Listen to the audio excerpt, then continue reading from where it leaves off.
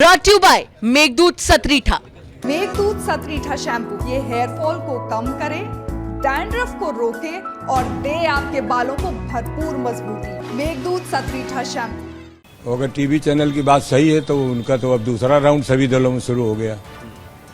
अब तो उनका क्या होगा कि स्थायी विचार है नहीं, उनका कोई सोच नहीं। पहले भी कई राउंड रह चुके हैं अलग अलग पार्टी। हमारी पार्टी में भी रहे, अभी थे, उसके पहले भी थे।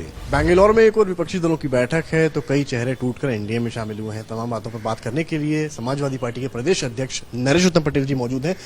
नरेश जी, एक तो बैठक बेंगलोर में है, बड़ी 2 दिन की बैठक हो रही है, अखिलेश यादव भी गए हुए हैं। आप कैसे देखते हैं, कितना बड़ा इससे सपोर्ट रहेगा? जयंत चौधरी जिनको लेकर तमाम चर्चाएं थी वो भी पहुंच रहे हैं। जानकारी मिली है कि बेंगलोर में बैठक होने जा रही है, हमको भी जानकारी हुई है और हमारे नेता माननीय अखिलेश यादव जी गए हैं और बैठक में जो होगा तो उन्हीं को जानकारी होगी और वही बात भी रखेंगे। पार्टी के हेड हैं, वो रखेंगे अपनी बात। अभी आज दारा सिंह चौहान जो कि पार्टी में थे समाजवादी पार्टी, आज बीजेपी उनको 12 बजे ज्वाइन करवा रही है। क्या लगता है आपको, इससे कुछ नुकसान? अब टीवी चैनल में तो चल रहा है, अगर टीवी चैनल की बात सही है तो उनका तो अब दूसरा राउंड सभी दलों में शुरू हो गया। अब तो उनका क्या होगा कि स्थायी विचार है नहीं, उनका कोई सोच नहीं। पहले भी कई राउंड रह चुके हैं अलग अलग पार्टी।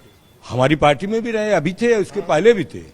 भाजपा में गए, बसपा में गए, तो वो तो कोई विचारधारा के व्यक्ति तो है नहीं। अरुण सिंह सैनी को लेकर भी चर्चा है कि बीजेपी उनको भी पूरी तरीके से शामिल करेगी। ये बहुत पहले चर्चा थी, लेकिन ऐसा कुछ दिख नहीं रहा।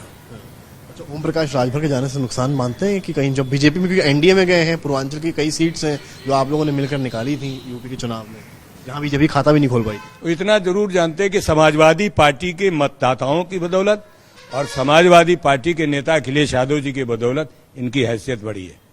लेकिन भाजपा में जब जाएंगे तो भाजपा में जिस तरीके का बर्ताव होता है पिछड़ों के साथ और खास करके दलित भाइयों के साथ, कमजोर लोगों के साथ जिस तरीके का व्यवहार है कि उनके जो अनुमन्य आरक्षण है, उस आरक्षण को जो वहां के भारत सरकार के मंत्री और राज्य सरकार के मंत्री कोई बोल तो पा नहीं रहा कि भाई पिछड़े वर्गों के आरक्षण को किस तरीके से आप बर्बाद कर दे रहे हैं, गरीबों के साथ अन्याय क्यों हो रहा है, सामाजिक अन्याय क्यों हो रहा है। ये बोलने की हैसियत बीजेपी में किसी नेता की है नहीं। मेरा छोटा सा आखिरी सवाल आपसे, जो नेता एक हवा चली थी चुनाव में, यूपी के चुनाव में हम लोगों ने भी कवर किया, एक एक करके ज्वाइन कर रहे थे, मंत्री भी आया है, स्वामी प्रसाद मौर्य आए, अब वो छिटक छिटक के वापस एनडीए में जा रहे हैं। उन नेताओं को आप कुछ कहना चाहेंगे? उन नेताओं को तो कुछ नहीं कहेंगे, लेकिन इतना जरूर जानते हैं कि भारतीय जनता पार्टी से जनता बेहद नाराज है।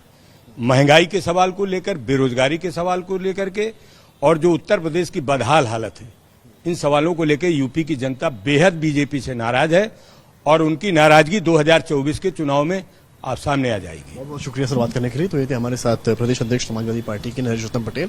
उन्होंने बताया कि नाराजगी साफ है और 24 में सामने आएगी। कैमरामैन संजय के साथ समर्थ श्रीवास्तव।